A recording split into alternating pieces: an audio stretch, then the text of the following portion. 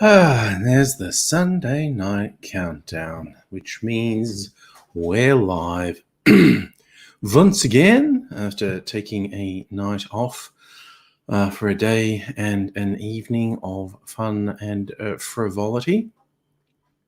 Caught up with some YouTubers during the day yesterday. We had a very nice day for it.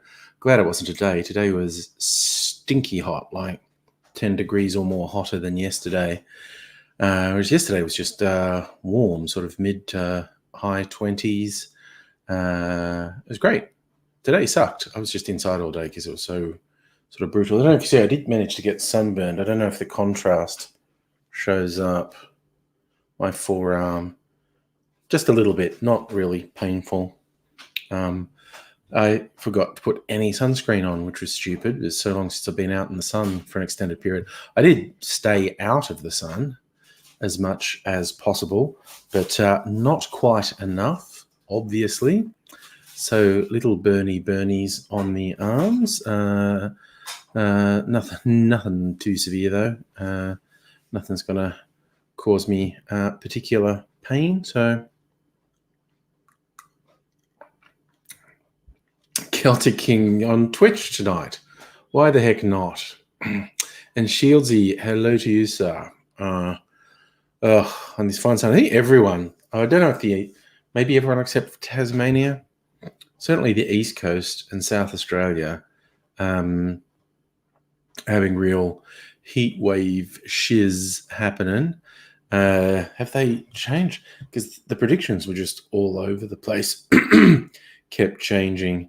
The Bureau is saying, Christ, this is saying it's still 37 outside, which is way warmer than they were basically suggesting it would be. Way warmer. And it's not going to cool down much. An oppressive night. That is weird. 2 years ago to the day, they gave, because I found this out on my Facebook memories, 2 years ago to the day, they said the same thing, an oppressive night, which I find a really funny turn of phrase for weather. An oppressive night, like the forces of Big Brother are oppressing us during the night. But thinking, why don't I upload on Vimeo? I have not uploaded to Vimeo in a decade. And the main reason behind that would be Vimeo is a complete waste of time. I don't know how to put it more simply than that. Yeah. That's the end of the answer, essentially. But yes, now I'm just going to complain about the heat roll, although other places have been getting it way worse than us this week. In Melbourne, our only particularly hot days are today and tomorrow. And we have a cool change coming tomorrow. But yeah, other places have had much longer hot spells. Not good. I should say you had a little bit of rain today. We're supposed to get rain tomorrow. Tomorrow and Monday is meant to be quite a bit of rain. Oh, Young is angry, has just been cooking some toasted sandwiches in the sandwich press for her dinner. And toasted sandwiches just smell so good. I fucking love the smell of toasted sandwiches. I'm not hungry because I had my dinner as well. But there's no denying they smell really good. Just the butter getting toasted on the outside of the bread. I actually do a thing. There you go. Culinary tips with Angry Aussie. Butter the outside of your sandwich that's going into the sandwich press, and then sprinkle Parmesan cheese onto the butter. Well, yeah, margarine spread, whatever the fuck. I'm not actually using butter. Sprinkle Parmesan cheese onto that, so the Parmesan cheese is stuck in the butter. Then you put it in the sandwich press. I put some of the baking paper in the sandwich press so it doesn't get stuck to the plates on the sandwich press. But then you get this baked crust of Parmesan on your sandwich. It's fucking awesome. So, Lindsay, my homework. Hello. And Justin, it doesn't cool down till Wednesday in Canberra. Well, that sucks. As I said, everyone else is getting it worse than us. Kelsey King ordered some Qurans and Bibles for Toby. Dear. It'd be interesting if he read them, actually. I don't think reading religious texts in and of itself is a bad thing. I think it can give you lots of insights into society. It's what you do with them that is either a good or a bad thing. And hello, Chris. How you doing? Safa, you're on the train on the way home, are you? Safa and I got to hang out yesterday with some other folks in Melbourne. Fun day. Like I said, a little bit sunburned, but fun day.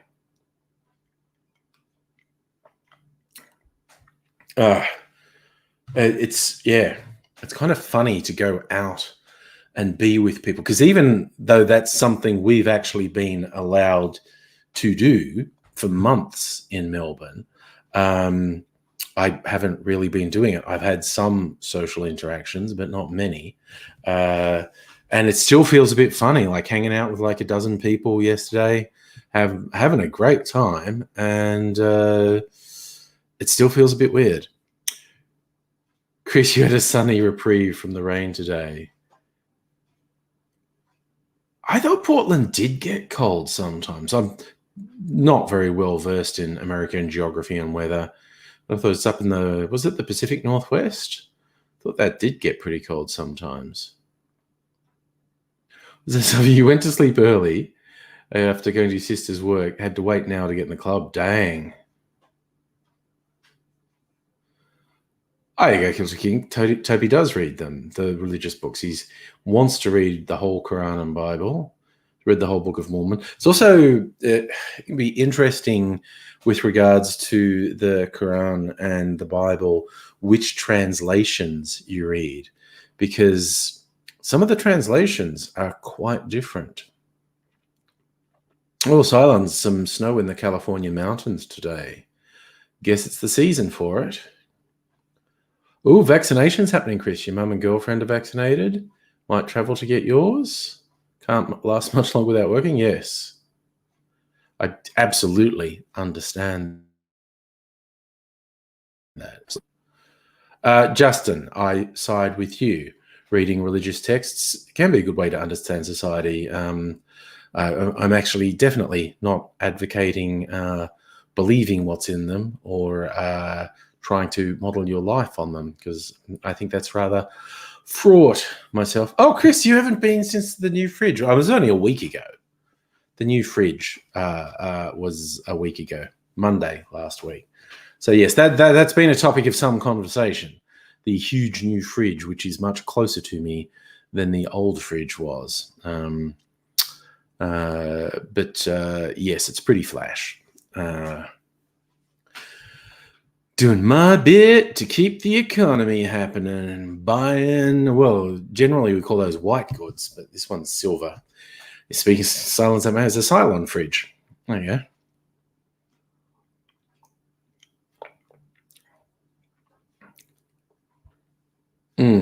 I got nice stuff. You had a few more cocktails in the club. A big one, 3 floors. Nice. Yes, and today I'm indulging in mandarin juice. I had a big project with citrus for my drinks.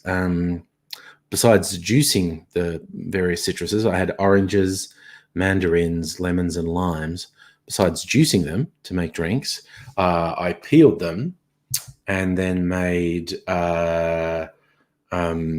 what we call an oleosaccharum.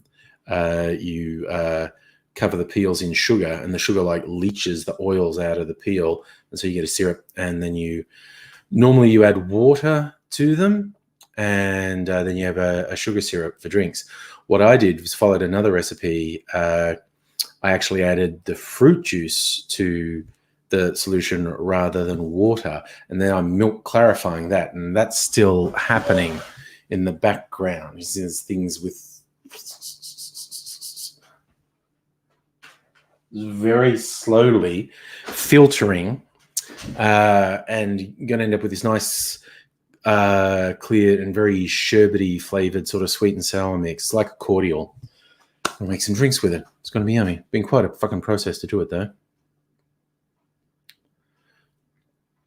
Justin, how long do I think it will be before vaccines start having a noticeable impact on the pandemic?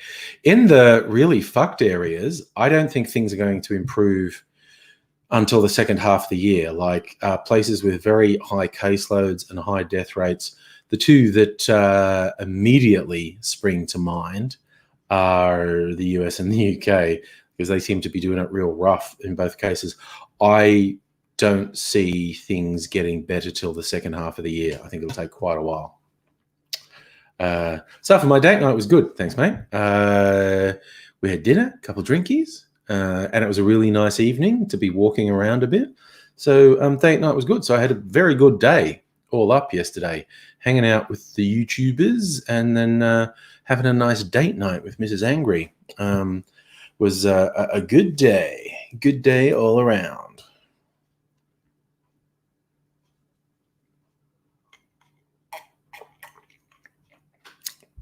Yeah, Celtic Ring. The thing with translations of the Quran is some people had, and actually this goes for Bible translations too, but more so for the Quran, some people had a real agenda when they translated the Quran, and there are English language editions out there that were put out by people who had a real problem with Islam and deliberately translated some stuff in a really negative way that a lot of scholars say is completely inaccurate. Mind you, a lot of Bible translations are done with an agenda as well. So it's just a thing. When was it? The Old Testament was Hebrew. I think, I'm absolutely not an expert in this, but I think the earliest versions of the New Testament would have been written in Greek, because I think that was, the scholarly language. I think that was the language things were written in. I'm sure I read that somewhere. Great big asterisk. I could be completely wrong. Locust Trooper, yeah, the vaccine starting to roll out is good. There are a lot of potential issues with the vaccine, not least morons refusing to take it. We'll have to see how the next 6 months goes, basically. Chris, you want to sneak in somewhere for your vaccine? Yeah, well, you're high risk with health. That you should, man. You absolutely should. Oh, yeah, that's right. Safi, you were going to the Hoyts. Got a good sound system there. Nice. So they do Wonder Woman 84. No spoilers. Sorry, I had to check if I had a massage from AZ.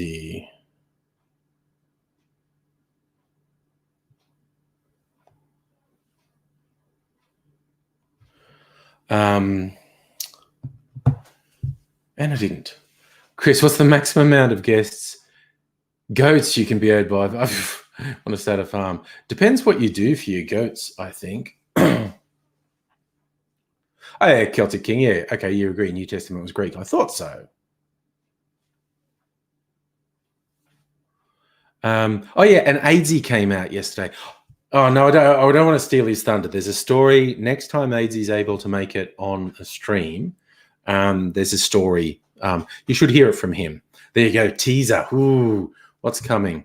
So if I forget, if and when you see AZ on a live stream, say, Angry said you had a story about the meetup. Yeah, he should tell it. But yes, AZ was well enough to come out and meet the peeps, which is nice. Oh, Justin, you might be able to get the vaccine early because you have an NDIS package. That's good. Culture King, it is a very sexy fridge. It really is. Shiny. Good man, Safa, not giving spoilers. Excellent. Excellent, excellent. That Shieldsy, school's back in Queensland, so you're safe to go out from Wednesday. Yeah, because you being on an island, that's a very touristy sort of thing. I can imagine that getting aggravating, quite honestly. School holidays being a bit fucking taxing. So yes, you get your life back to some sort of normal. I can absolutely understand you being excited by that. That makes complete sense. Well, what about the world?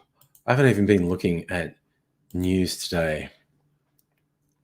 In these Facebook groups where people post stuff that conspiracy nutbags write, and you're left like, is this a joke or is this person serious? Heat waves may mean Sydney is too hot for people to live in within decades. Yeah, probably. Oh, wait, who's predicting that? I want to actually see that.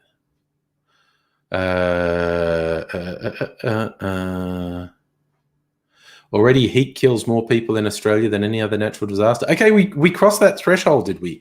Because in yon olden days, cold used to kill more people than heat. And it did seem to be particularly older people who felt like they couldn't afford to run heating would actually freeze to death in winter. Because flus and colds would kick up in winter and take a few people. And we were obviously going to cross a threshold where heat killed more people. And according to the ABC, we're there. Kills more people than floods, cyclones, and bushfires. God damn. Oh, wait, they're saying natural disaster. So there still might be more people die from the cold than the heat. I guess, not sure what they're saying. Faced with 50-degree plus summers, experts say highly urbanized parts of Australia may become unlivable within decades. Car parks may be ripped up and planted with trees.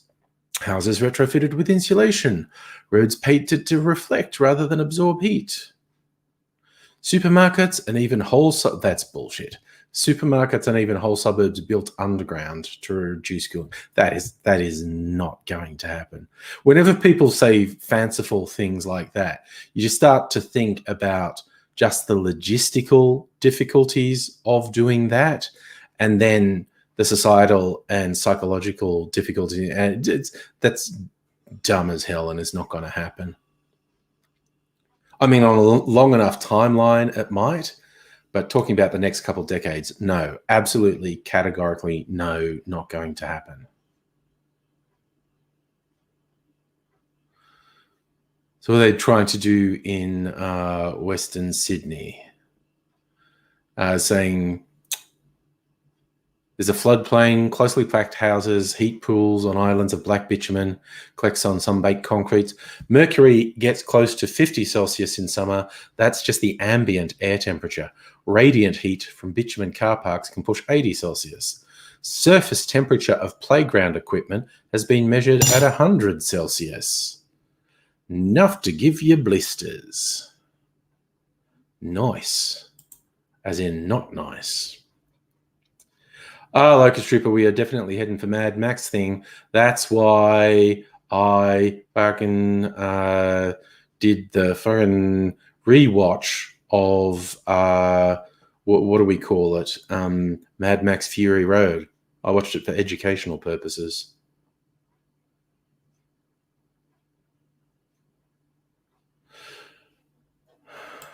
This is interesting. Taste of the future came Jan 4, 2020, when Sydney, surrounded by bushfires, was struck by a heat wave that broke temperature records. Suburb of Penrith hit 48.9 Celsius. Yeah, that shit will definitely kill people. Well, who knows?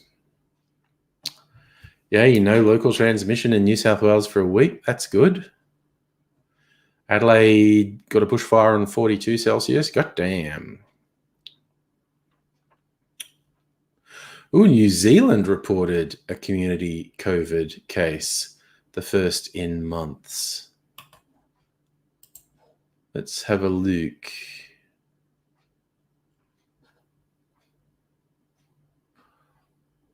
Probable. Let's have a look. SBS News says probable. Health officials said they're investigating what was probably the country's first community coronavirus case in months, a woman who recently returned from overseas. That's interesting. 56-year-old, I'm losing track of just time already. Okay, she returned on 30 December, tested positive for the virus, days after leaving 2-week mandatory quarantine at the border, where she had twice tested negative.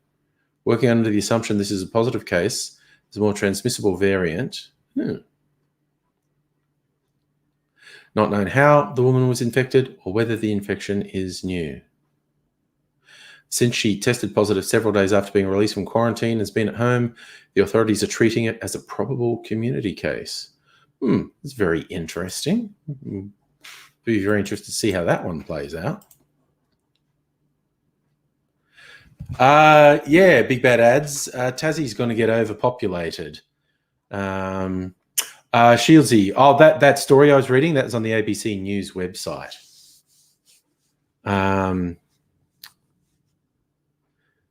Chris, we get over 100 Fahrenheit all the time. What they're worried about is in Western Sydney getting okay.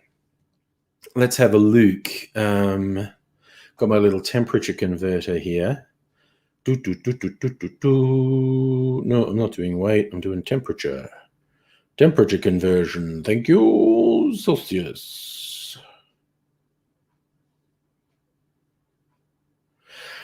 What we're worrying about is places getting over 120 Fahrenheit and getting it like all the time in summer.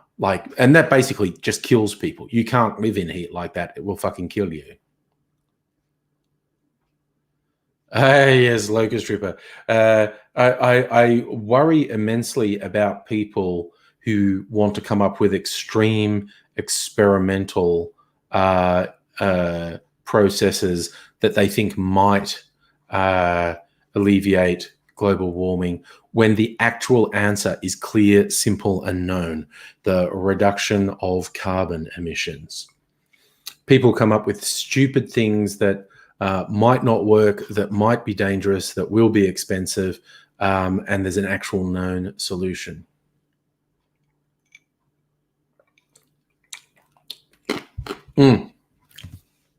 See, ads, Western Sydney in particular has a problem that's not just about the temperature. As saying in that article I was reading, there's bits about the way the city's built and the bitumen and the concrete. The areas become heat sinks. It isn't natural. It basically isn't natural. It's a product of the urban design. And so, yes, places to the far north may well get even hotter. Or they might just have other climate change effects, like more severe weather events, because they get pretty severe weather events now. Oh yeah, like Stripper. I imagine out in some of the rural areas, it's very hot tomorrow. Pretty hot in Melbourne. I mean, I'm not that far from the bay, so I theoretically get cooling breezes here, far more than people out in the suburbs or country areas get. So yeah. But yes, Western Sydney is fast shaping up to be an absolute fucking death trap because of climate change.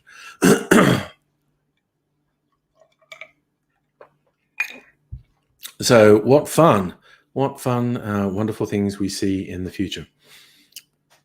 Okay, I'm a fan of this mandarin juice that I squeezed, actually. Oh, sorry, I'm just going to use this spoon to scratch my back. There's an itchy bit, you know that bit right down in your shoulder blades that's really hard to get? It's the bit that always gets itchy, the bit that's hardest to reach. So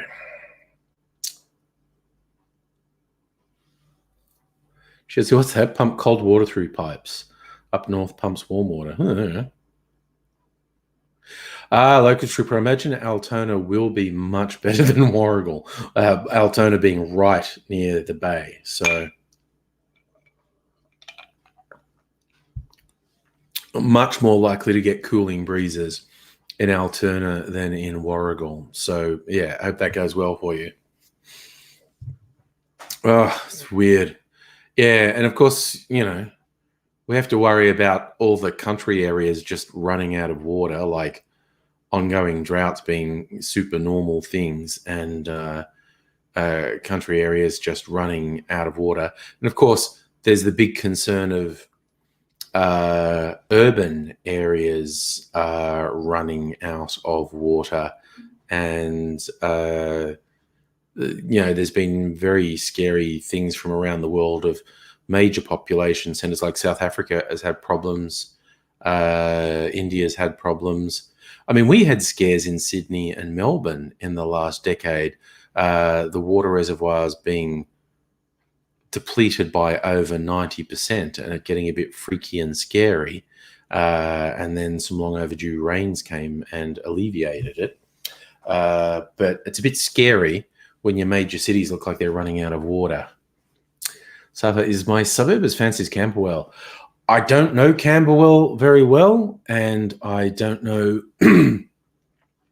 what is your definition of fancy. But the answer is probably, I don't know. Yes, Chris, I think it was Johannesburg that almost ran out of water. I wonder what the current thing is, because Johannesburg...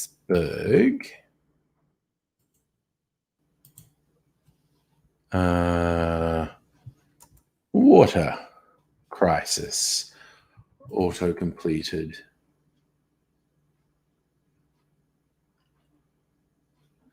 Is there a water crisis in South Africa?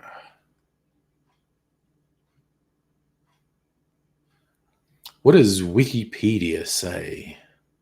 Well, here's one, The Guardian from 2018, how Cape Town was saved from running out of water.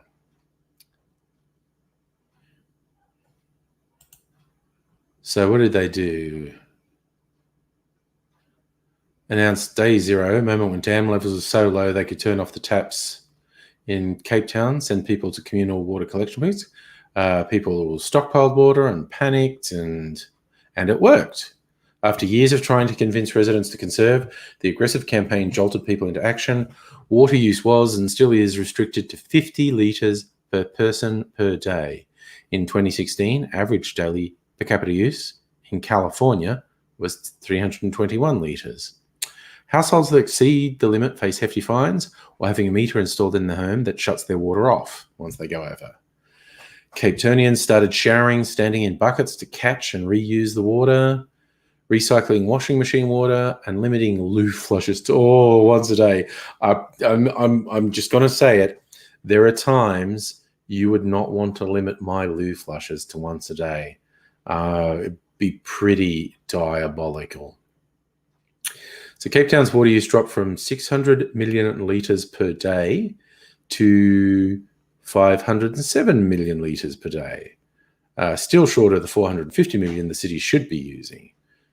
But, I mean, that's a bit of a drop.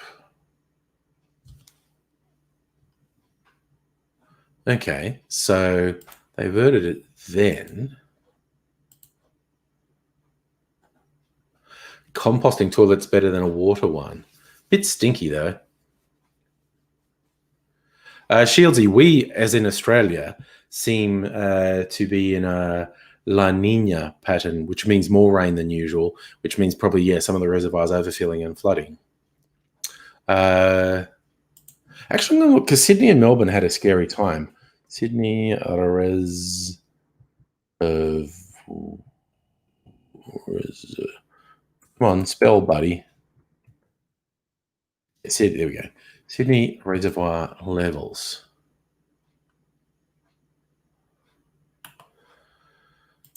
Well, 92%. That's pretty fucking good, because I think Some of the big reservoirs got under 10%, 92%. God damn. And Warragamba, that was the big one. It's at 96%. Yeah, a year ago, Warragamba was at 43%. So it's more than doubled in a year. Like, yeah, that's wild. So, and Melbourne.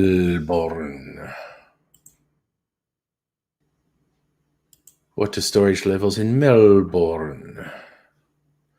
75%, which is pretty good.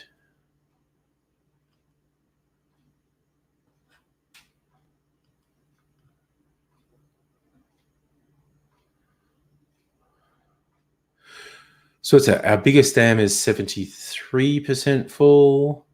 Second biggest is 87% full. Oh, Upper Yarra is only 44% full. Sugarloaf, which is a smallish one, is full. So like all the smaller ones, not all the smaller ones, but most of the smaller ones are basically full. And the big ones, 75 to 85. So, we're a lot better than we were a couple years ago. It got spooky a couple years ago. Like a trooper, drink your own piss and seawater like people in Adelaide. Sewage should be recycled into household water. Abigail, hello.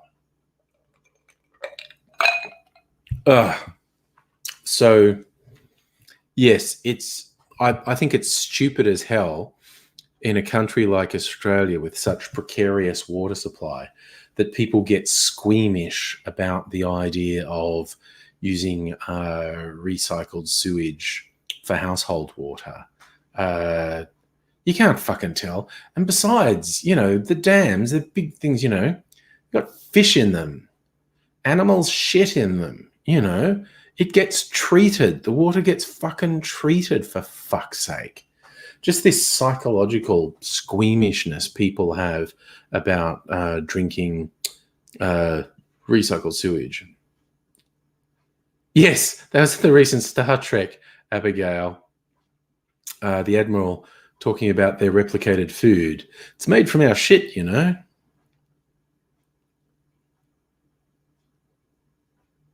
It's it also reminds me, there's a great comic series from the 90s called Transmetropolitan. It's a sort of slightly dystopic future, like sci-fi. It's very political comic, but they have replicators essentially in their houses, and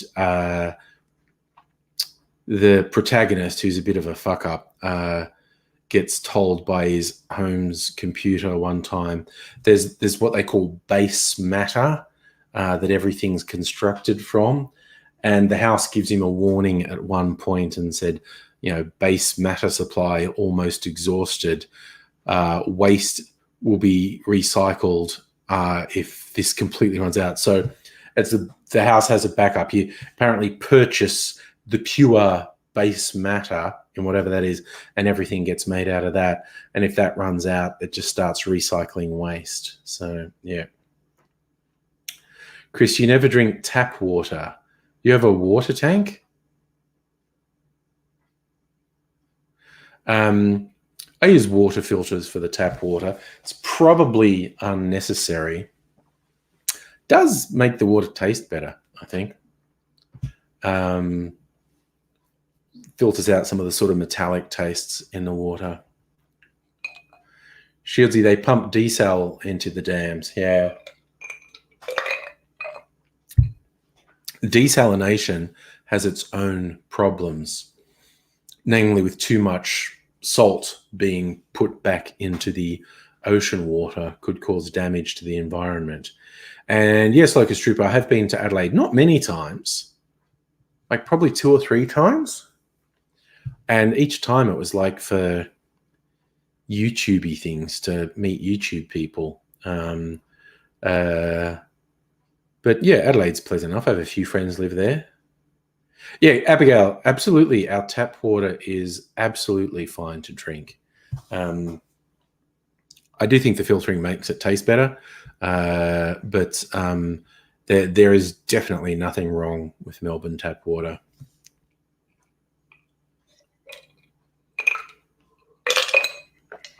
Locust Trooper, I probably drank the tap water in Adelaide. I don't know. It's a long time since I've been there. And I know everyone talks about Adelaide tap water tasting a bit weird. But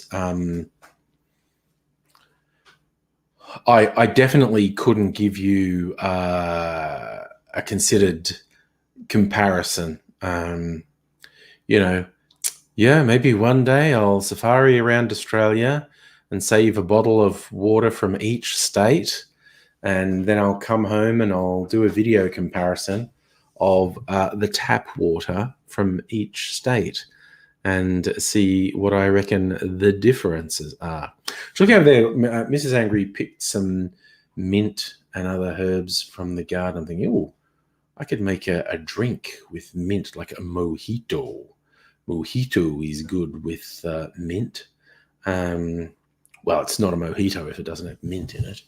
But don't know if I want to have. It's only 8:30, and I just feel tired. And because I've got these fucking got my milk clarified cocktails here too, which are all really yummy. And I bought a bottled old fashioned from my favorite bar Americano, last night. And I really like that. Don't know if I want to have an alcoholic beverage. I have to think about it. Chris, you had a giant Thai tea last night. Nice. See, Abigail, you like soda streaming water. I should try that again.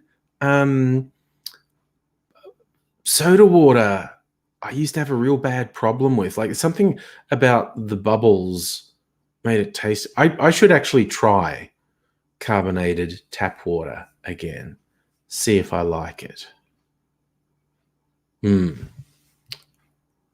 Oh, Jesus, Abigail, you don't have to apologize about missing the meetup. Yeah, you had your chronic pain flare up. No. That is absolutely, do not apologize for things like that when that happens. I mean, we had fun, and I obviously would have enjoyed having you there, but definitely don't apologize when, the freaking chronic pain flares up. Shields, are you glad you don't live on the mainland? You get your groundwater from North Stradbroke. And okay, so that's rainwater filtered through. Just, dude, that's probably really good. Rainwater filtered through sand is probably really good.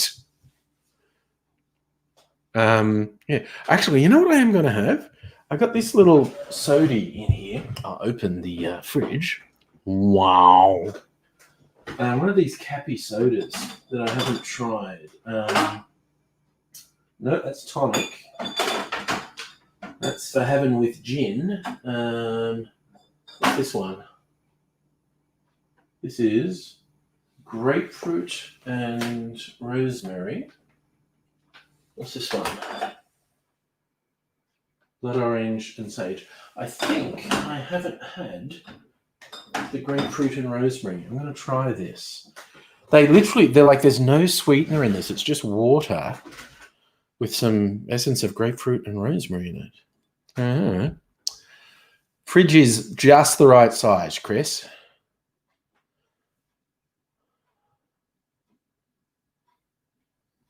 Oh, nice. Chris, you're going to go on a road trip with a long-range EV when you get vaccinated. That actually sounds good. Like, sure, how am I handling the heat? By fucking doing nothing, man. I've been really lethargic all day. Like, okay, I did some laundry, and every time I went out to hang stuff on the line, I'm going, oh my God, it's a fucking oven out here. And then crash out inside. Yeah, Shieldsy, that does sound like spring water on tap. That actually sounds really good. Because sand is a really good filter for water. So I'm going to have some Cappy soda. I tried the other flavor and it was really good. If needs be, I might add a bit of fruit juice to this.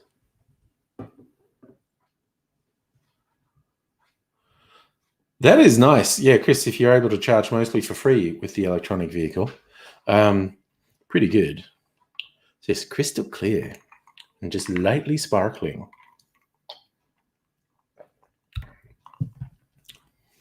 Oh, yeah, that's interesting. I like that. Like, stupid. How am I going to handle it tomorrow? Mate, if it gets bad, I'm getting in the jacuzzi and just putting cold water in it. And that is it.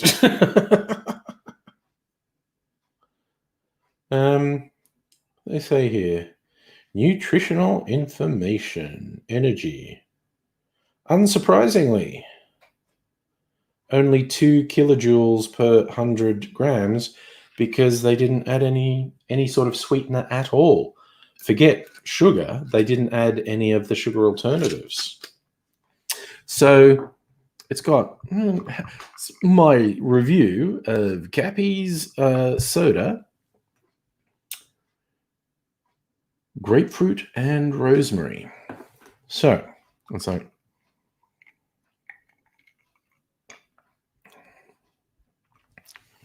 yeah, it has a tiny bit of the grapefruit bitterness in it.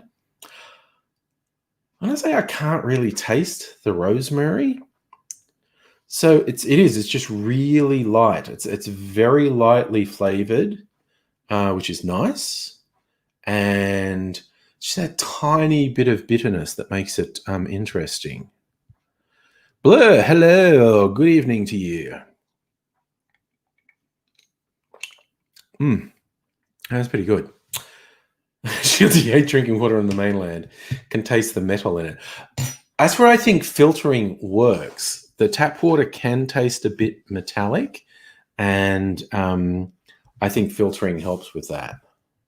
No, Blur, it's a new fridge. Oh, still get the occasional people as the first time seeing the new fridge, which has been with me for all of a week, or less than, arrived on Monday. Yes, new fridge. It's very big. Look, I love doing this because you open the door. I've just got drinks. The doorway is full of drinks. Mostly non-alcoholic. Those are vermouths and stuff, so they're alcoholic. But all the other drinks are not alcoholic.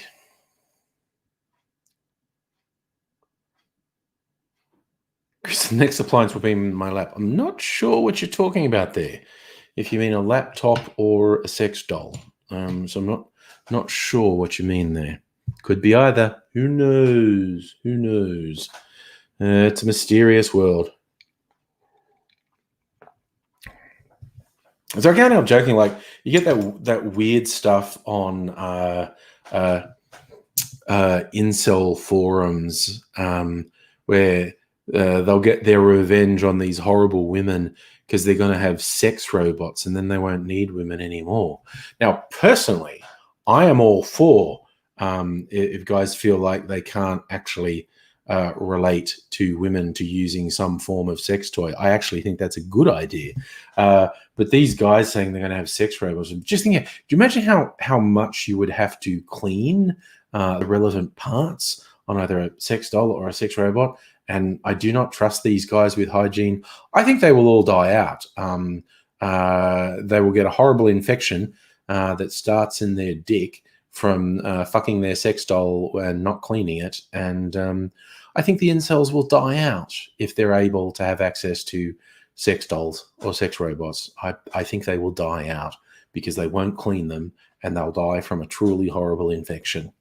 I'm not even joking. 100% recommend, endorse, encourage the responsible use of sex toys. It's just if you're going to jizz in it, guys, it's got to be cleaned. Yeah. Again, Chris, I agree.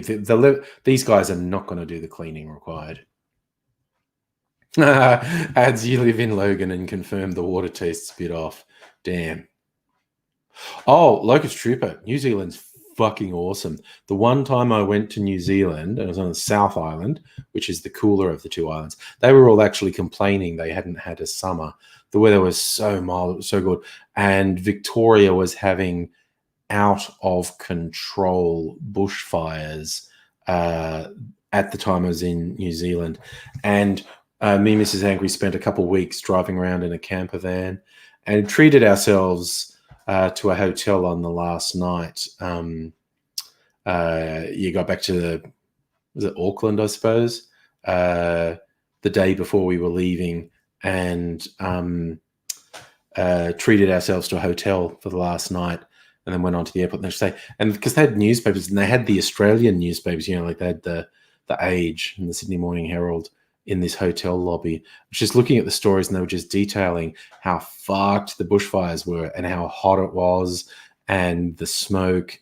And we're just going, oh, I don't want to go back. It's so nice here in New Zealand. It seems really shit back there. So, yeah. New Zealand is definitely a place to wait out the apocalypse. Lots of fresh water, manageable temperature, lots of dumb ground-dwelling animals for food and fur. So, pretty practical place to retreat to if the apocalypse happens. So, particularly the abundance of fresh water. Yes, Blur, I agree. Stay away from the seismically active areas. So, stay away from the North Island. Stick with the South Island. I think even the South Island can be seismically active. But I was very impressed by New Zealand when I was there. Absolutely beautiful country.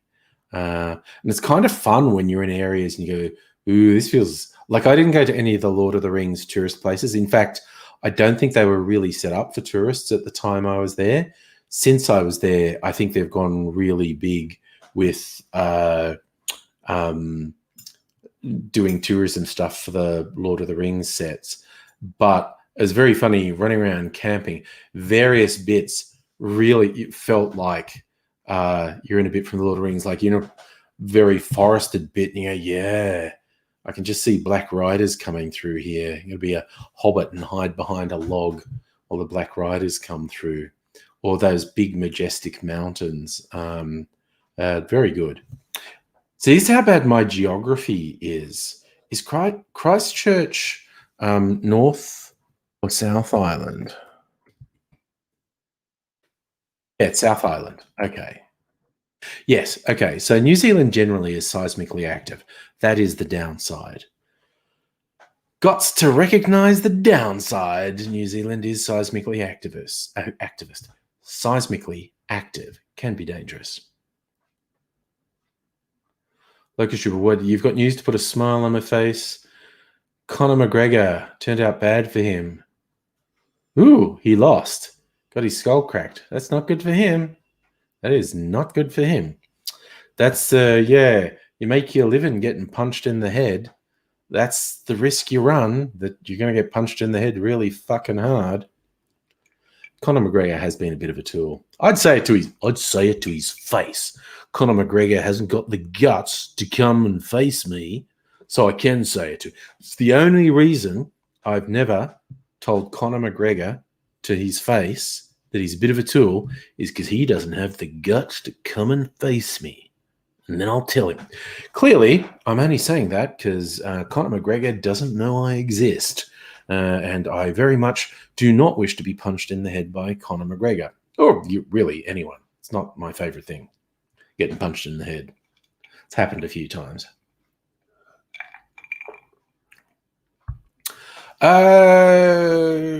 Chris, I don't know. The last Christchurch earthquake did a fair bit of damage and killed some people, I think.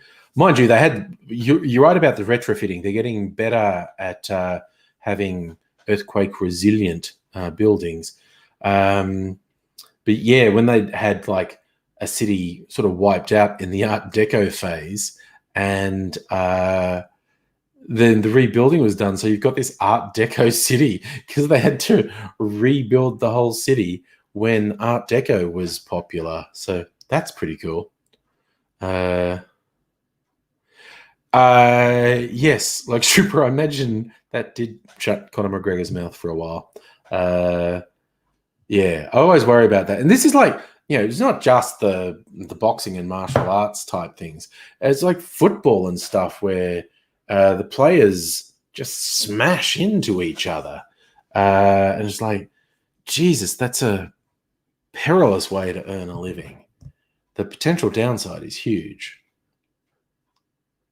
There you go, Blue. You have an ex who lived in New Zealand. It's where you got your New Zealand knowledge from. Yeah, that's fair. That's absolutely fair. Have I had? No, I have not had an ex from New Zealand. A few different parts of the world various exes came from, but not New Zealand. I don't think so. Okay. So, not sponsored, but this Cappy that's an Australian product, has Angry Seal of Approval. Look, it's not going to be for everyone. It's just really lightly flavored, and it's actually quite refreshing. God, you know what I think that would go well with? A fucking whiskey. Ooh, I'm going to do the blood orange one with a whiskey. That would be good. Nova and soda. Fucking yeah. Shieldsy, you're half Kiwi. Oh, God, Locust Trip, you had your skull cracked playing football. Yeah, head clashes in football are fucking bad. I like that, Abigail. You've kissed New Zealanders, but never dated one. I got, as I said, my worst injury wasn't playing sport as such, but it was athletics tryouts for the school athletics carnival. I got hit in the head with a fucking discus. Okay, Abigail, you're putting in a vote for Nova and soda. I'm probably going to do it. I finished this bottle. Should have saved some. But I'm going to try the blood orange one when I finish. So I was going to use up my clarified cocktails. You'll have to wait. Oh, no, maybe I'll do one of these. Annette, cold drinks, lots of ice. We're doing ice tonight. Locust Tripper, I played soccer in my youth, and I played Aussie rules football for a little bit when I was in high school. Annette, voting for drinks? What drinks will we vote for? I'm going to have something with soda because I've decided I really like this Cappy. So they also do a really good tonic for people who like gin and tonic. Cappy tonic with a nice Australian gin. Very nice gin and tonic. Maybe I'll do that. Just fucking, because I normally mix cocktails. Do a tall drink. Fucking gin and tonic. That's pretty good. That is pretty good, actually. So, Noog, hello. I don't think you snuck in. I'm not sure I saw you snuck in. But hello to you, sir. Are you having a gin and tonic now, Annette? That's fair. I never got any serious injury playing at school. The worst I got hurt, I was in a fucking social game. Anyone who's like played actually any of the codes of football would be familiar with the term hospital pass. And that is when your teammate passes the ball to you at the worst possible moment because like an opposing person has realized you're about to get the ball passed to you and they've charged you and you're kind of not aware they're coming and the ball gets passed to you and you go, and the person hits you so hard you're going to end up in hospital. And hi, Robot Man Greg, how you going? In this fucking social game, I had a teammate did what I would call a mortuary pass because I'm fucking lucky I didn't end up dead. So playing Aussie rules, right? And this guy's trying to get through, and I was wide out in the open and no one near me. And he was trying to get around a couple of people, and I'm going, I'm in the clear, I'm in the clear. And this guy was being a fucking hero and thought he could get around about 3 guys and wasn't passing it. And I'm going, I'm in the clear. And someone heard me yelling, I'm in the clear, and was sprinting to cover me. And dickhead finally decides he's not getting past these people and kicks to me. And but he kicks right at the moment that this dude who's been sprinting for 20 meters is just on me. And his pass was this sort of high looping thing that went straight to me. So I didn't have to move. So I had no momentum and no movement. And this guy coming at me was running full pelt for 20 meters. And the ball was this perfect kick straight to me, and I just did a little jump, just a little bit off the ground, ball straight to my chest, and I saw this guy in my peripheral vision just as I went up, and I sort of went, what? And he just slammed into me from the side. His shoulder hit me in the mouth, and his elbow hit me in the throat. And I'm really susceptible. If I get hit in the throat, it makes me want to vomit. I'm very susceptible to that. And so his shoulder has smashed me in the mouth. His elbows hit me in the throat. And I went down like a bag of shit. Just boof. And then the quarter time siren goes. And a couple of guys lifted me up. And I was not feeling good. And I'm sort of staggering off the field. We're supposed to be going to the sideline. And I thought, oh, no, I'm throwing up. And I looked and I could see a bin. It was like a 44-gallon drum that was being used as a bin next to the canteen that the players' wives were staffing. And I sort of staggered up towards this bin. I'm going to throw up in that bin rather than just, throw up on the grass. And apparently I looked terrible. Apparently I was like white as a sheet and had blood running down my mouth. So the blood... And I didn't have a beard. I was just a lad at this stage. The blood's running down there, and apparently the red blood stood out really starkly on my very pale face. And as I went staggering up to this bin, I remember one of the ladies in the canteen went, "Oh, are you all right?" Because I looked fucking terrible. And just after she said, "Are you all right?" I reached the bin, and I just hurled into the bin. And I spent the next quarter lying on my back on the sideline, going, this was a bad idea. So that wasn't an injury as such. I had no lasting injury from it, apart from a split lip. But it fucking hurt and, made me throw up. So, Shields, it was pretty much a brick wall type of affair. In soccer, slide tackles are just deadly. No, see, like a stripper, I didn't even lose teeth. Didn't damage any teeth. Because I think the force was kind of dispersed across my mouth by his shoulder, but it smashed my lips into my teeth, and there's like just blood running down my face. So I got off really lightly. No broken teeth, no actual injuries. Like it could have easily hurt my neck or something. No actual injuries. I just and I didn't have a concussion. I was just really fucked for a while. It's like I said, just spent a quarter, like 20 minutes lying on my back on the sideline going, oh, that was shit. That was terrible.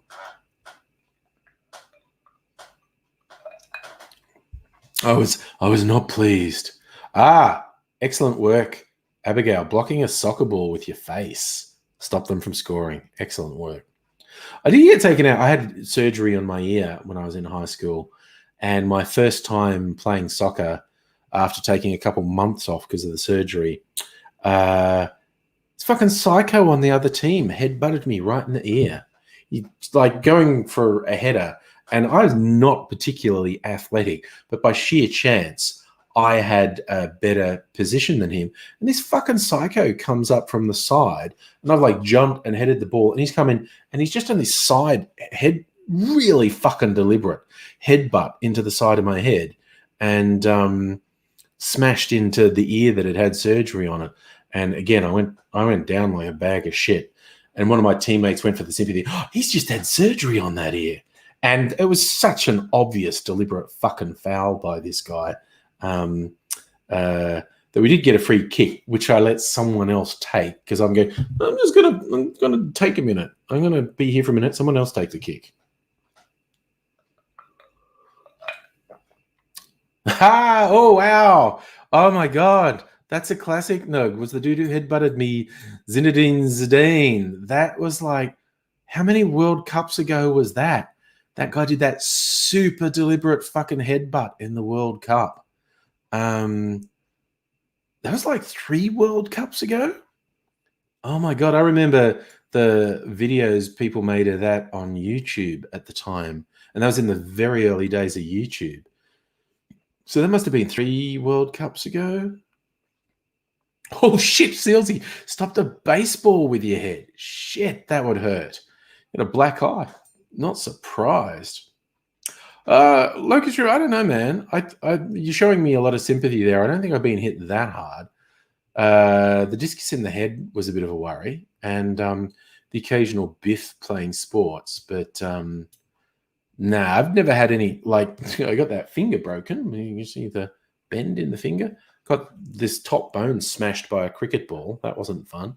But yeah, you know, the people with broken arms and legs and shit. I never had a broken arm or a broken leg. Very nearly a fractured skull thanks to the fucking discus. But she was in year 8. Oh man, you were probably the talk of the school, stopping the baseball with your head. Jesus. Abigail, you had a psycho in high school whack a hockey ball with his hockey stick, full pelt right at your face. God damn. Weren't even playing. Missed you by millimeters. Jesus. Feeling the air rush would have been pretty full on.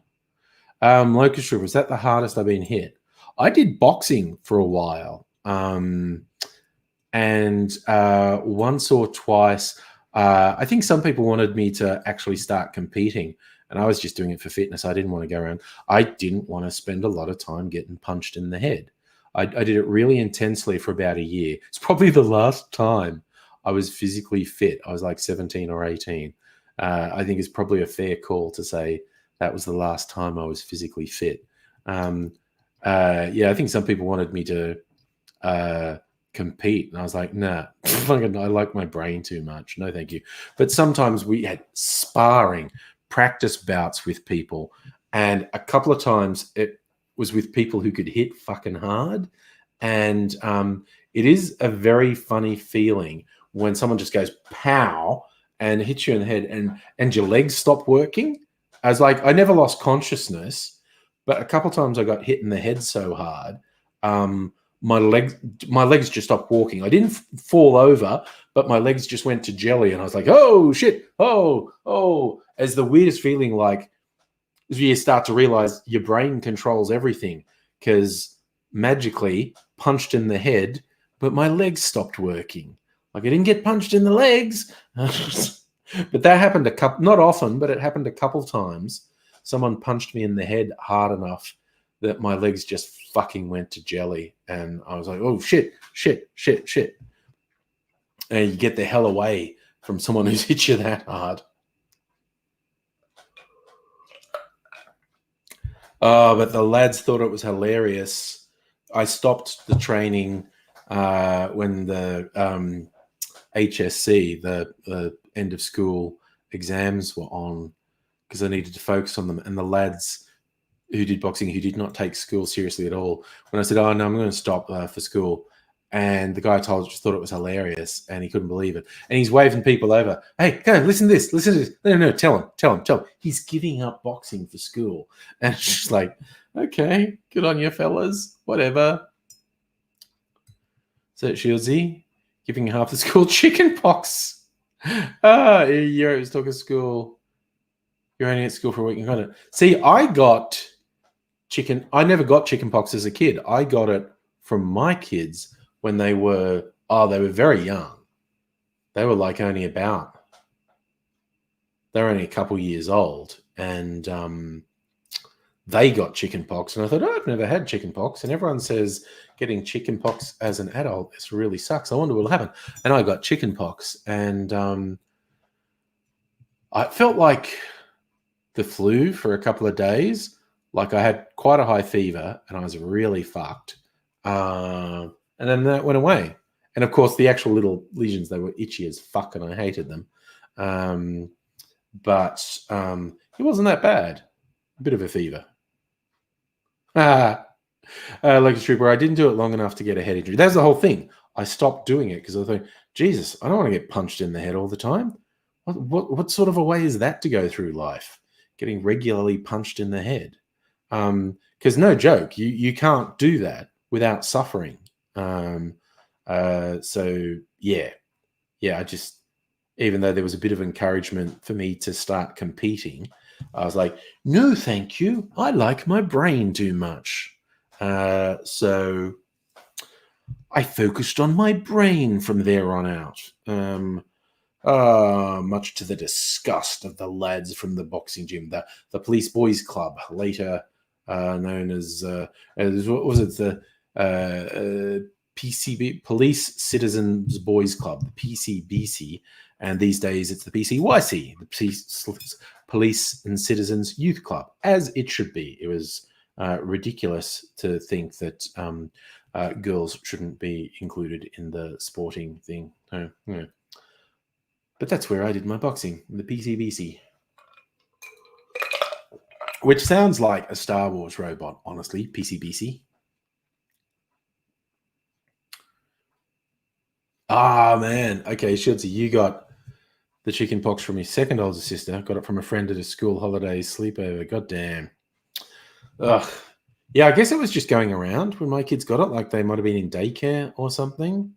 Yeah.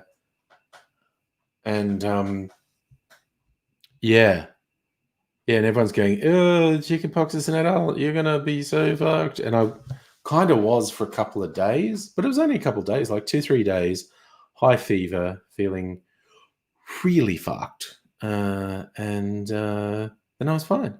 So not all that bad at the end of the day. So dodged a bullet maybe, because yeah, people were full of, oh no, chicken pox as an adult, that's really bad. You don't want that.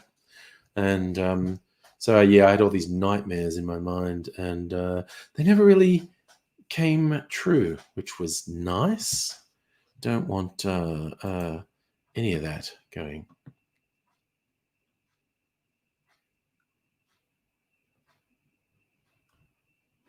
So I'll just see if there's anything else fun. Ooh, this is a fun headline. Julie Bishop, Donald Trump's daughter, and the Australian government's 3-year fight for secrecy. What the fuck is this? Okay. US President's daughter, Ivanka Trump, and Australia's Foreign Minister, Julie Bishop. Was presented as a chance encounter. In reality, its manufacture began months before. Using Freedom of Information laws, the ABC has obtained a series of documents that reveal an outline of the diplomatic chase that led to the rendezvous.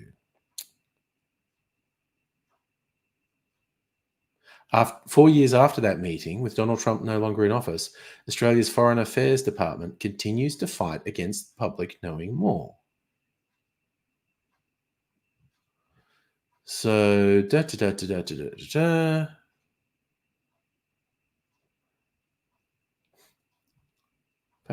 fashion. First daughter's fashions targeted to young women. Within a month, wheels are in motion. Draft plans for the meeting have been drawn up. So, arranging a meeting. Hopes are dashed. Bankers are. This actually sounds boring as fuck. Julie Bishop apparently wanted to promote Australia fashion and thought she could team up with Ivanka Trump on the fashion front.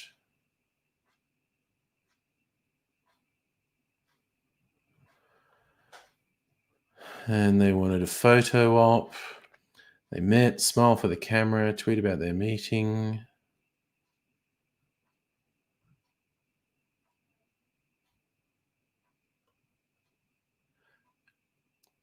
ABC asked DFAT what outcomes it achieved. Australian government has not entered into partnership with Ivanka Trump or her foundation.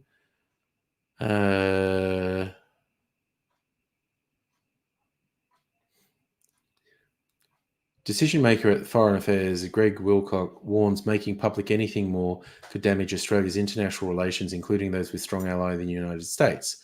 Mr. Wilcock warned releasing further information unleashing a substantial adverse effect on the proper and efficient conduct of the operations of this department.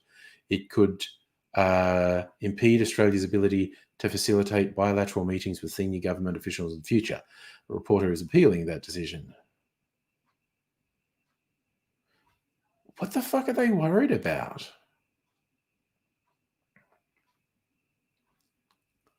That's really weird. What the fuck is there to that? Jesus. This is very weird.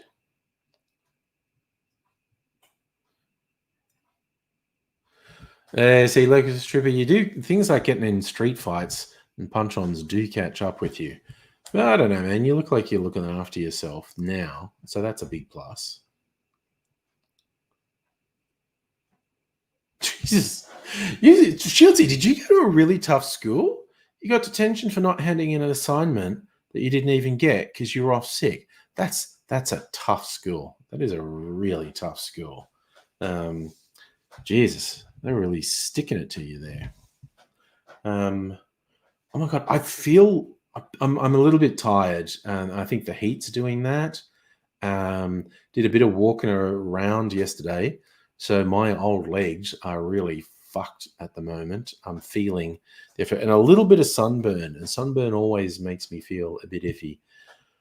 So I just feel tired. I kind of feel like I have been drinking booze, even though I haven't.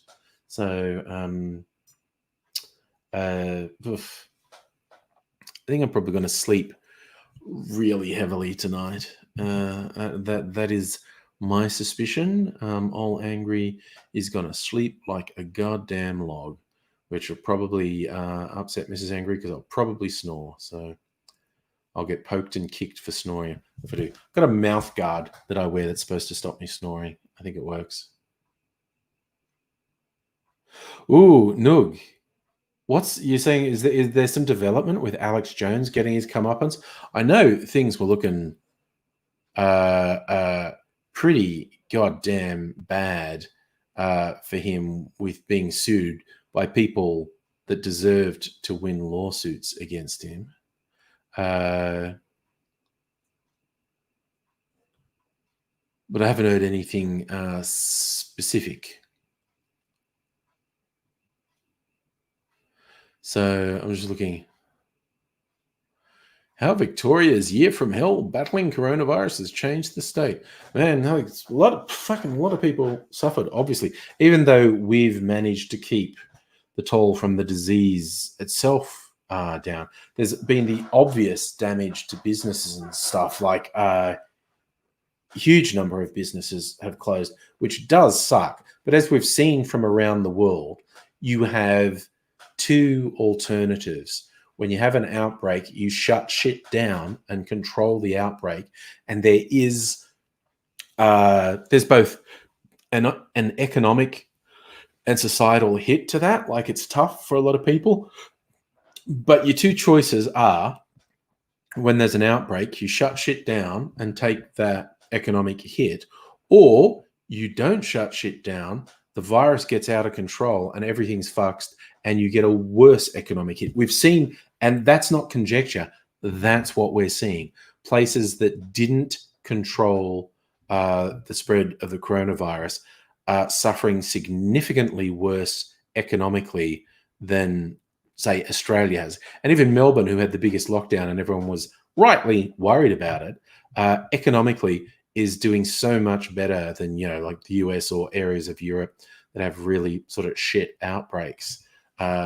It's like you get these right wingers who have this ridiculous fucking bullshit of, you should have kept stuff open because it's too big a cost to shut things down. It's like they think there's this magical thing where you won't get a horrible, economically crippling pandemic outbreak if you don't shut shit down. That isn't a real choice. We see that around the world. There are only the two choices. You shut shit down, take the hit, and come out of it stronger, or you pretend you don't have to shut shit down. Everything goes to hell. You have to shut shit down, and you get a worse economic hit. And of course, the thousands to tens of thousands to hundreds of thousands of people who died unnecessarily. And I fucking hate with a passion the pieces of shit who still carry on with things like, shutdown in Melbourne wasn't necessary. Oh, blah, blah, blah, blah. Fucking hate them so fucking much. So, no, was it Texas Supreme Court denied all forms of relief for him, which means Sandy Hook families can sue him and InfoWars into the ground. I fucking hope so. He deserves to lose literally everything. He is an abomination. There are 1,000 things you can point to him that he should pay a price for, but the attacks on the Sandy Hook parents who went through pretty much the worst thing imaginable, their children being murdered by a mass shooter while at school, and then to have psychopaths like Jones saying it never happened, it was fake, and to have their lives ruined by psychopathic Jones followers harassing them non-stop. I absolutely, definitely 100% want Jones to lose absolutely everything. I want the stain of his bullshit to be wiped away. It's absolutely disgusting. Oh God, Locust Trooper, you're really getting into that Conor McGregor knockout. Yeah, that shit does get pretty brutal. Yeah, okay, I think I'm definitely not going to drink alcohol tonight, actually. Which is funny, because I like drinking alcohol. It's fun. In moderation or pseudo-moderation.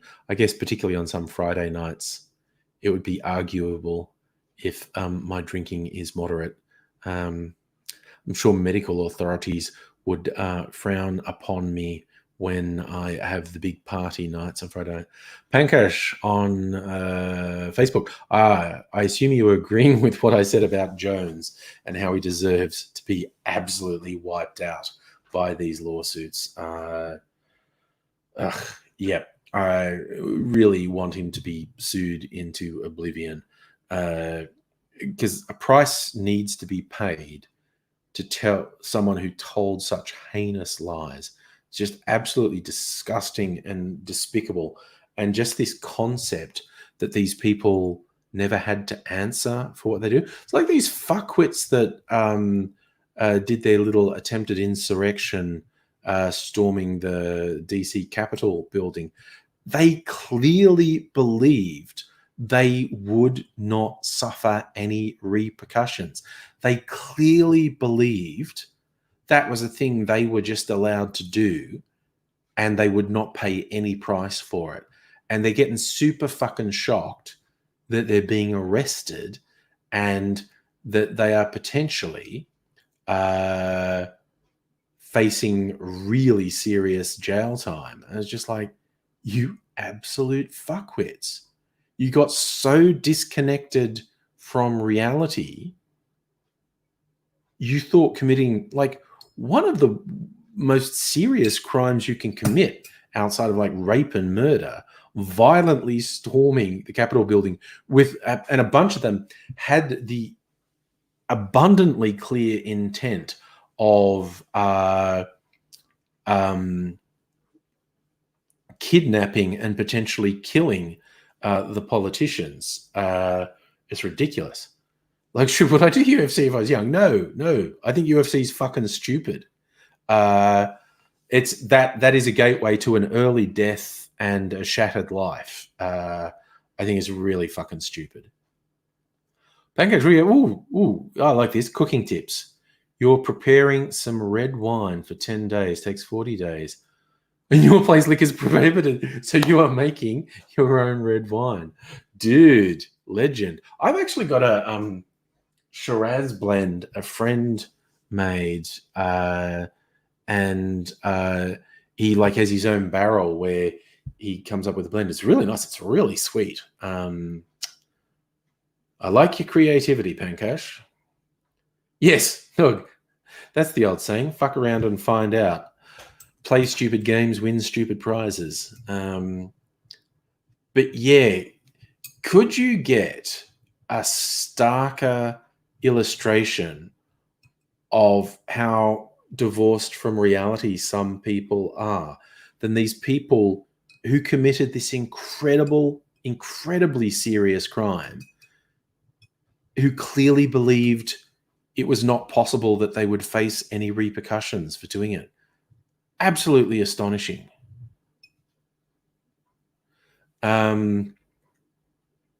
So it's absolutely mind-blowing. And yeah, the fact that for years Alan Jones too in Australia, Alex Jones got away with shit that he should in no decent world be allowed to get away with. And he felt like he was untouchable. And now it's all coming crashing down. Too late, but at least happening. Okay, Locust Trooper, I like that question. Would Bruce Lee have done well in UFC? Not unless he learned boxing, because that was one of the interesting things about UFC. It proves pretty much beyond any reasonable doubt that that whole ancient kung fu master stuff is absolutely bullshit. Like all the kung fu movies, which I love. I love all the great classic and modern kung fu movies, but their choreography, they're not fighting.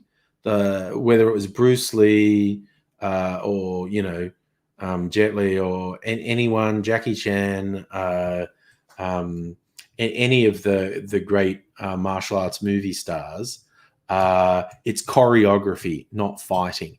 If any of that shit was remotely true, some mystic Eastern master of the martial arts would have rocked up to UFC and cleaned the floor with everyone. But that doesn't happen. What happens is, UFC is just a brawl. I'm not saying Bruce Lee couldn't have adapted, but in the terms of the movie Kung Fu, that's all bullshit. That's choreography. That's not fighting. Oh, Pankaj, your grandfather was friends with Bruce Lee. Cool. And I think Bruce Lee was a really interesting person. Reading some of the stuff he's written and his philosophies and stuff, I think he had some interesting insights and whatnot. But yeah, everything you see in the movies, in martial arts movies, that is choreography, not fighting. Very cool choreography. I mean, oh my God, it was like, there are so many great martial arts movies out there. But the fighting in those movies is choreography, not fighting. It's, it's full contact dancing, basically. That's a good way to look at it, I think. Martial arts movies are just full contact dancing. It's yeah. I hate to disillusion people who are really into how cool the martial arts are, because they are cool. They're absolutely cool. I love martial arts movies, but yeah, it's not real. What those people in the martial arts movies can do is really cool choreography. Like in many cases, exceptionally cool choreography. So, and that has its place. But yeah, like there's always the question of, how great were the Eastern martial arts masters? I think UFC does a pretty good job of showing that it's bullshit. Jackie Chan's a pensioner, man. Putting Jackie Chan in the ring would just be mean. Oh, no, I like that, Pankaj. Your grandfather, he was an office peon, but Bruce was still very kind. That's very nice. That is very nice to hear. I like that. It's kind of like, Bruce Lee basically, like ceased to be a person, became a legend. It's very hard to sort of piece together what the real person was. But most of the stuff you read about him, you see, seems different. Annette, I think AIDS's okay. AIDSy actually came out to the meetup yesterday, and he was in very good spirits. Came out with Boss of the House. We hung out. It was good. And hello, Megaleech. Yes, Pankaj, time unfortunately passes by. Your granddad, Bruce Lee, are no more. Ah, well. As I say, time marches on. Despite all our best efforts to slow it down, we don't really have that in us. Oh, wow. Hey, Shieldsy, this is in your neck of the woods. A Stradbroke Island musical festival got shut down with pepper spray after a mass brawl. Your neck of the woods. Security guards were stationed around the festival. The brawl was so large, police needed to be ferried over to end the fray. Superintendent Scott Knowles said festival goer on a vessel ferrying people between the island and mainland made his way to the captain's area before it hit a pontoon. 2 police officers attended the incident when security alerted them to the fight. Superintendent Knowles said Queensland ambulance tent was overrun by patrons and intoxicating people, resulting in police calling for an additional 10 officers as a reinforcement. Effectively shut down the event, had attendees transported back to the mainland. It's atrocious. Used capsicum spray to stop the fight. About 350 people were there, and they said a significant number were involved in the brawl.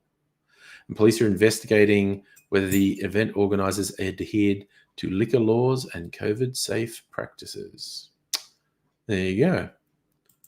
Your neck of the wood. Terrible, terrible people, Shieldsy. I know. That's basically your backyard, the next island.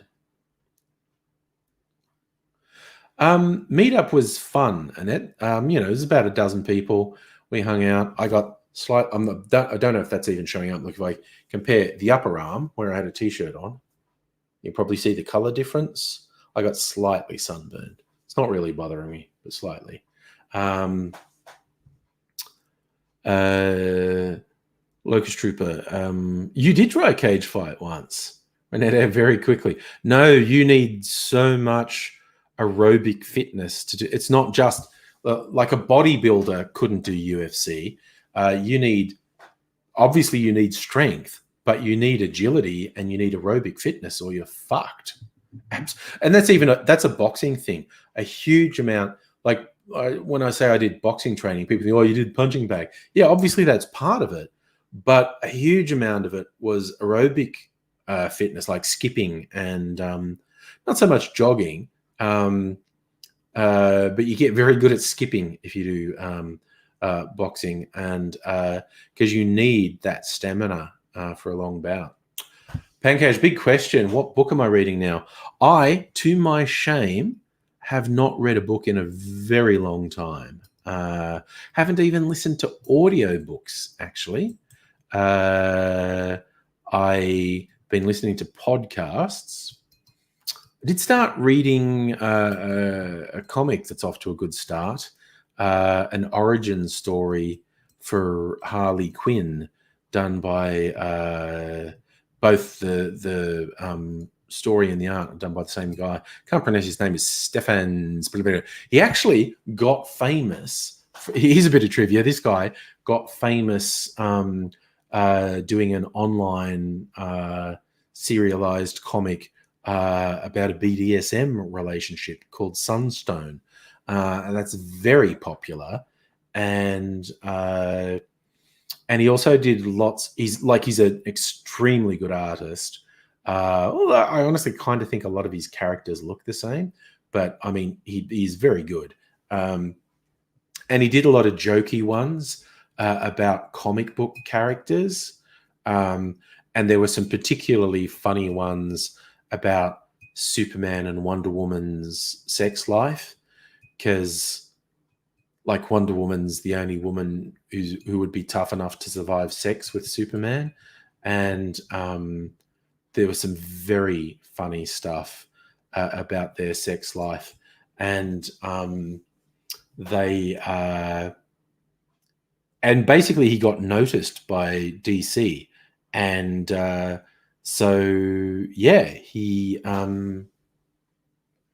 he was doing heaps of stuff about Joker and Harley Quinn and Poison Ivy, and he got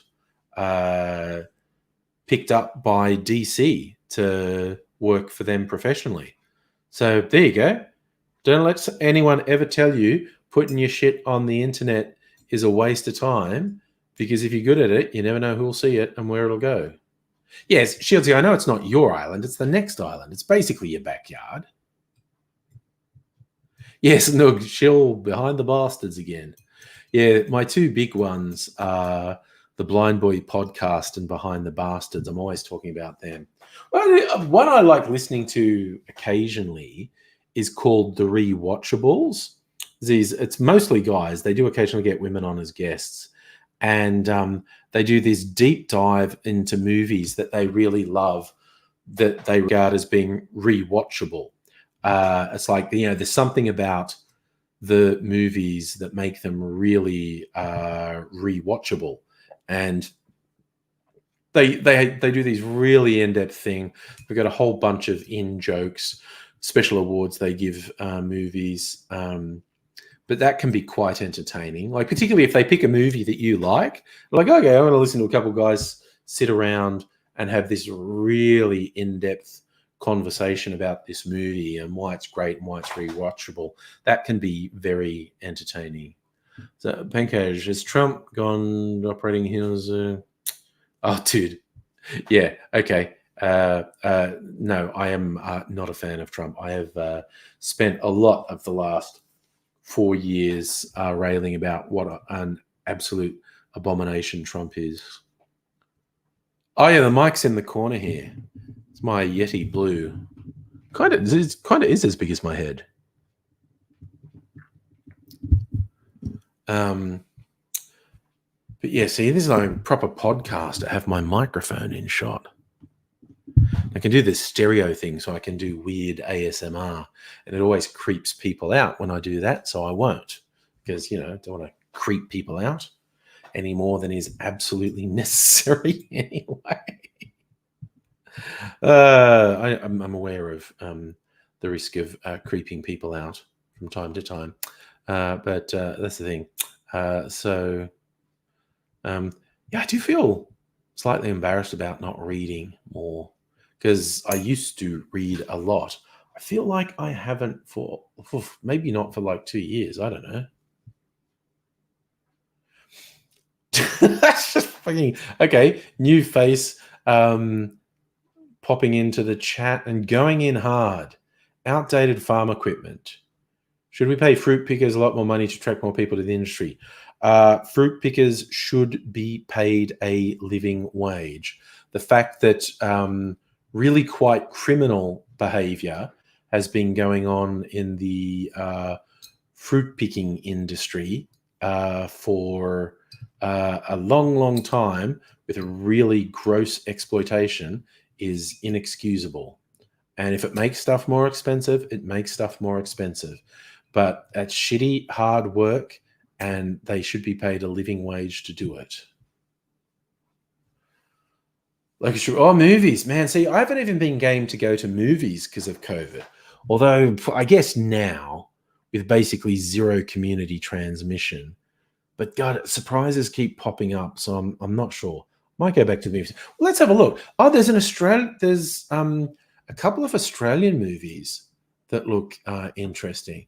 But okay, I'm going to check my local independent cinema. What's on at the independent cinemas? Now showing. There's one with Eric Bana called The Dry that I'm interested in. There's another Australian movie called Penguin Bloom that I don't know, that doesn't really appeal to me. There's one called Promising Young Woman that looks really good and I've heard good things about. I'm kind of keen to see that. If you want to know what that's about, there's a trailer on YouTube. It's very interesting. Oh God, fucking Liam Neeson's got another action film. Kind of vaguely interested in seeing Wonder Woman 1984. Kind of sad I missed Tenet when it had its brief run in the cinemas, but I'll watch that when it's on digital. I mean, yeah, some of the ones they've held up. I have to admit, I'm kind of keen to see the Dune movie. Now, that's not going to come out till very late this year, because it costs so much to make. They need really big crowds to go and see it. So, what else? Is there anything else?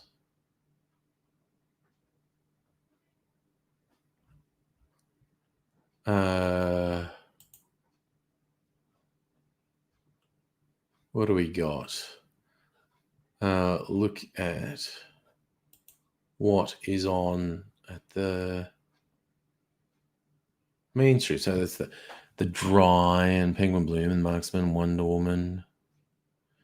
Anything else interesting? Promising Young Woman.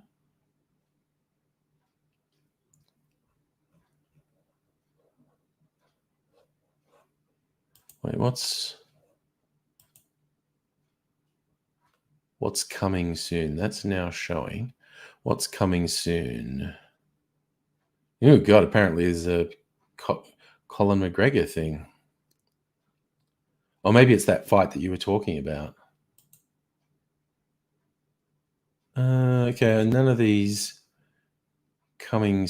Oh, High Ground. That's the one. That's another Australian one. I'm quite keen to see that. Heard very good things about High Ground.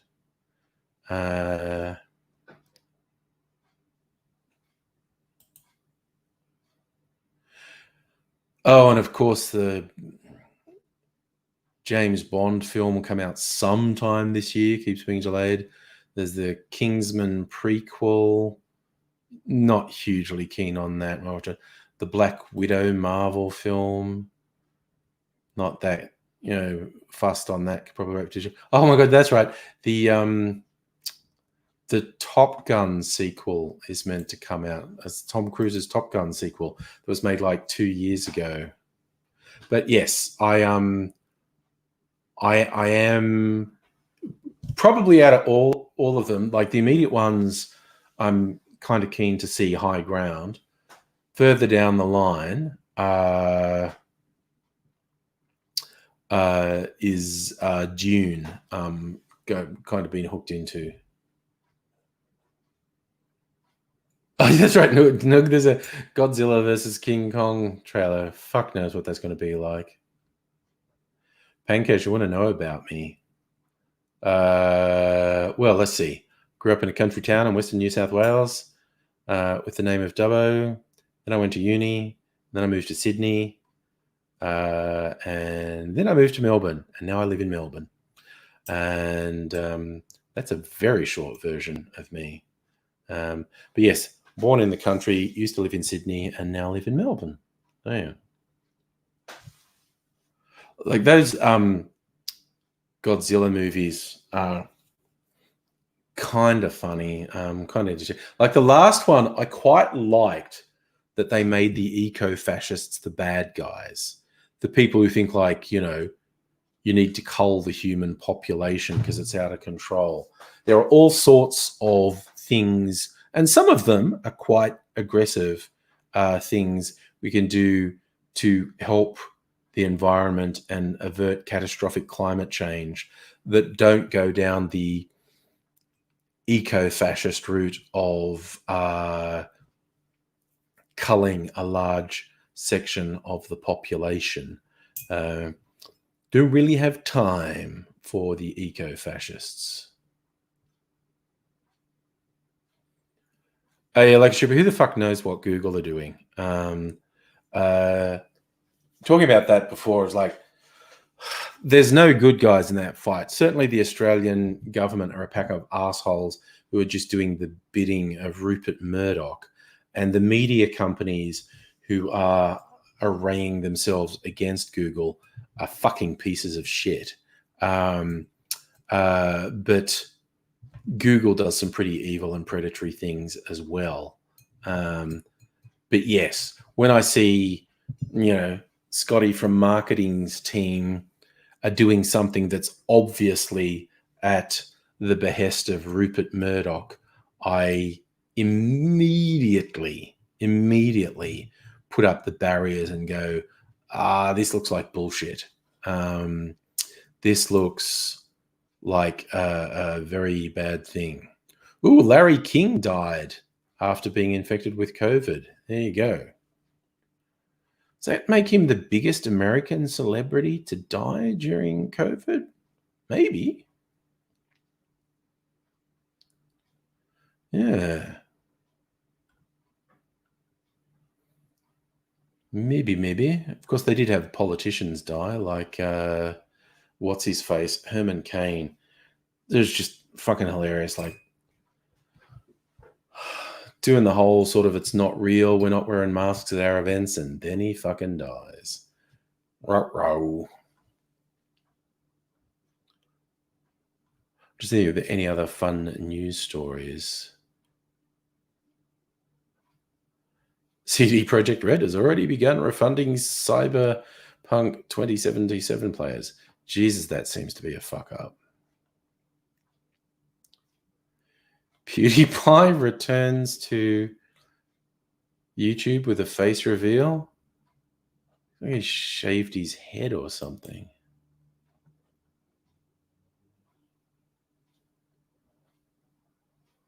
Oh, and like me, it's been a bit chunky. A brief 3-week break he took. There you go.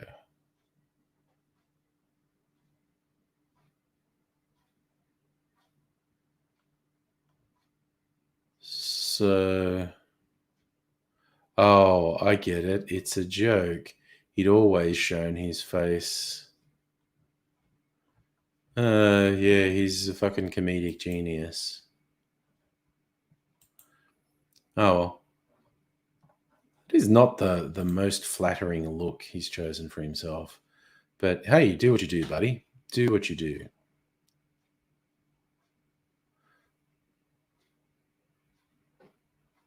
So he says he's going to change his channel. Oh,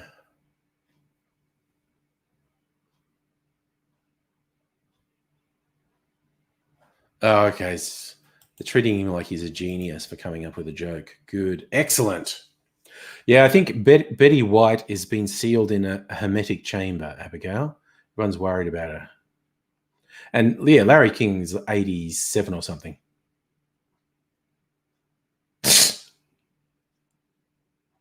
Wow, Pancash, you go the whole fucking spectrum really fast, don't you? Was that an it? The first thing that came to mind was Boomer Doomer. Is that a PewDiePie thing? I don't see. I don't know what that is. Yeah, because what's Betty White? She's literally 99. It was her birthday just a week or so ago. I think she's actually 99.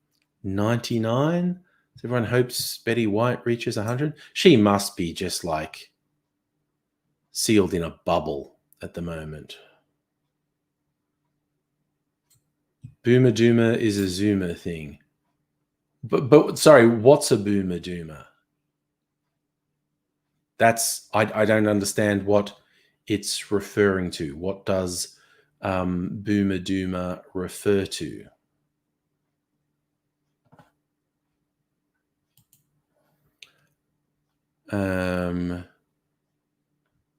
So is there any good news? Yeah, Triple J's hottest 100. There you go. I don't really care. Oh yeah, it's talking about how all the Hollywood stars are coming to Australia because you can be basically free here.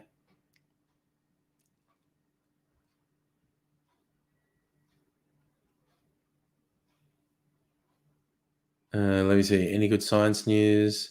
No. No, I'm disappointed by the news headlines. Nothing really worth going for.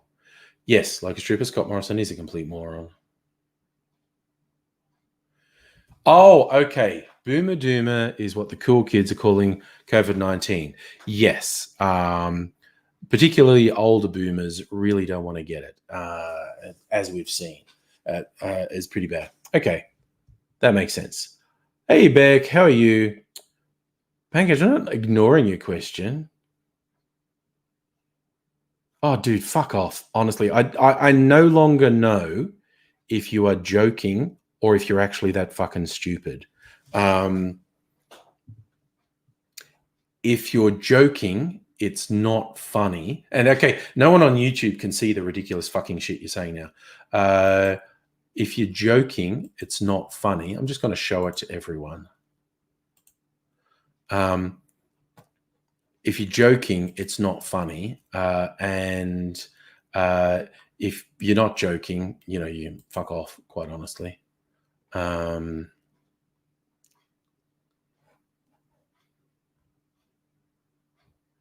So, hey, Shannon, how are you? Yes. Oh, good. I'm glad you're good, Bex. Lecture. Who do I think? The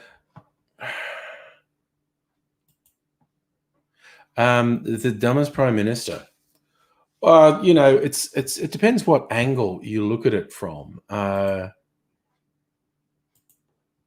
Like Tony Abbott was clearly vastly overestimated both his abilities and intelligence. Tony Abbott is just not very bright. He honestly isn't. Scotty from marketing is just so fucking inconsequential. He's just, he's fucking vile and inconsequential. John Howard was a nasty little bastard. Yeah, recent history, I'd probably side with Abbott being the stupidest. And again, just grossly overestimated his own intelligence and abilities. And yeah, Bex, I tend to side with you that Scotty from marketing is more evil than dumb, but he's a piece of shit. He is an absolute piece of shit. He's incompetent and he's fucking obnoxious.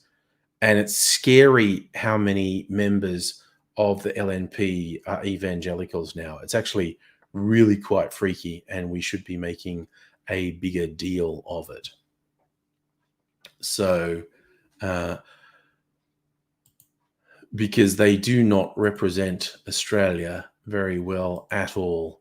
They are a tiny fringe element in Australia, and yet they are a freakishly large percentage of the LNP, which is bad news as far as I'm concerned.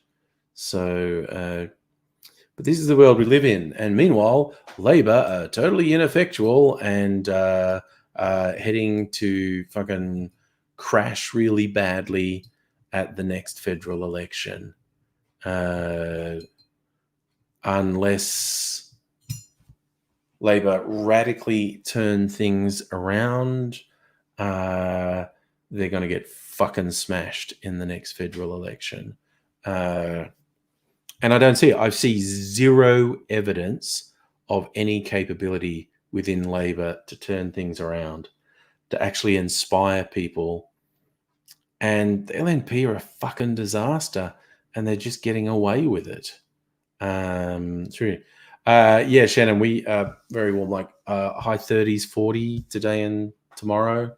In Melbourne, we're only getting it for 2 days. A lot of the inland areas and like Adelaide and shit have been getting it for days. We continue to be fairly spoiled by this summer. Although I did notice, I mentioned this before, my little, Facebook memories, like when you log into Facebook and they say, here's what you did on this day in the past. Exactly 2 years ago, it was exactly this sort of weather, like a heat wave that stayed hot at night. And the weather forecast said it was an oppressive night. It's going to be an oppressive night. Oh, you had 45 today. Yep, that sucks. Yeah, it's I'm really glad we had a YouTube meetup yesterday, and it was great. It was like mid to high 20s. And there was a breeze. It was literally my perfect sort of day. It was just the right amount of warm. I don't like it to be warmer than that. We had a breeze, and it was fucking great. And because after the YouTube meetup, a date night with Mrs. Angry, and we were strolling around a bit, and it was just a really pleasant evening for strolling around. Yeah, it was good yesterday. Really fucking hot today. Really fucking hot tomorrow. But again, we're getting a cool change tomorrow. And I know a lot of other areas aren't. But like it's really meant to drop. If I look at the Bureau's app, like it's not meant to go much below 30 overnight tonight. But then Tuesday night's going to drop to 18 and it's only supposed to be 22 maximum on Tuesday. Rain's meant to come in tomorrow. So, sorry, no, really. Bloody hell. I'm trying to see. That's Tuesday, tomorrow. Little bit of rain tomorrow coming with the cool change. Very hot. Ahead of a cool change expected around 5 p.m. And then it's staying very mild for Tuesday. So there you go. Yeah, like Stripper, but I think they're used to it in the Northern Territory because it's just always the same up there. Oh, no one asked for Angry Bunch, Annette, and I'm going to bed now. No, I'm going to bed. I'm going to start an Angry Bunch when I'm just going to bed. Celtic King like the Silver Fox. That's been my COVID look, basically. And I don't know, AZ was at the meetup yesterday and he was in good spirits. Okay, no, you see. I mentioned bed and now I'm yawning. Yeah, so so